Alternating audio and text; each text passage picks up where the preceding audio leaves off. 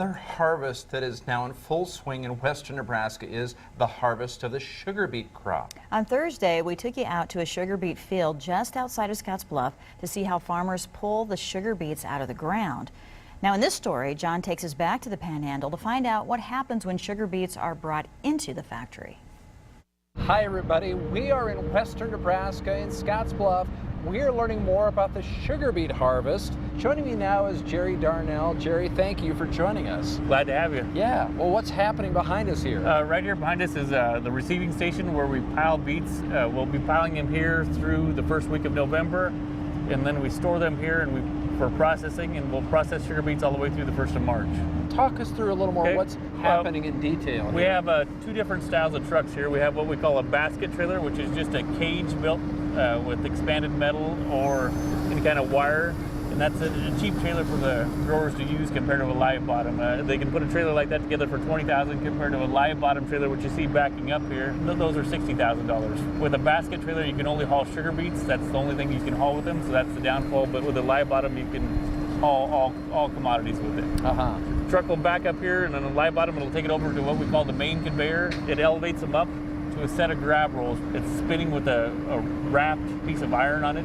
And anything that's loose, it's going to rip it off, or any weeds. And so we want all debris taken off before we put it in that pile, because the cleaner the beets are, the better they store. They're able to breathe. Once they get through that cleaning, on the other side, there's a bucket that will come down and takes a sample out of every load. And now that sample, we send it over to our central tare lab, and that way we know how much tare to charge the grower and also what kind of sugar content it had. From there on, it is conveyed up to the top and made into a pile. The piles are 20 foot high and they're 200 feet wide.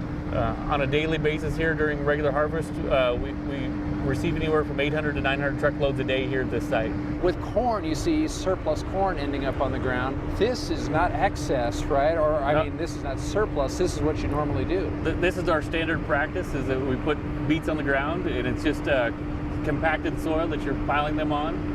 And they'll stay in good shape until around the 1st of March. Usually after the 1st of March, the spring temperatures start rising and we see spoilage. We'd like to store beets around 37 degrees. Now you will have some outside of the piles here are going to get froze as it gets colder, but there's enough volume that it doesn't freeze into the pile. So your outside rims, yes, there is some spoilage on those. So they can sit out in snow? They sit out here, they snow and the cold conditions of the winter? Now we'll also put temperature probes in the top of all these piles so that our agriculturists will go up on twice a week and they'll read the pile temps to make sure they're storing well. If all of a sudden, just like rain, we find a warm spot or a hot spot, we'll take that loader and we'll go in and dig that spot out and process it so it doesn't spoil. But what eventually happens in the factory? What will happen here is we'll have a large rehaul truck and loader that'll load them back up, take them over to the factory, and we'll put them through another cleaning process. We'll put them through a rock catcher to get any rocks out. And then they go through like a high pressure car wash. And then they're transported into the factory where we slice them into cassettes. They'll look like french fries, long french fries, and then we'll put them in a diffuser. From there we boil it, and then we put it into a granulator to make granulated sugar. All right, so Jerry, thank you so much for showing us the sugar beet harvest and how it works in western Nebraska. We appreciate it very much. We hope you can come back and see the rest of the process.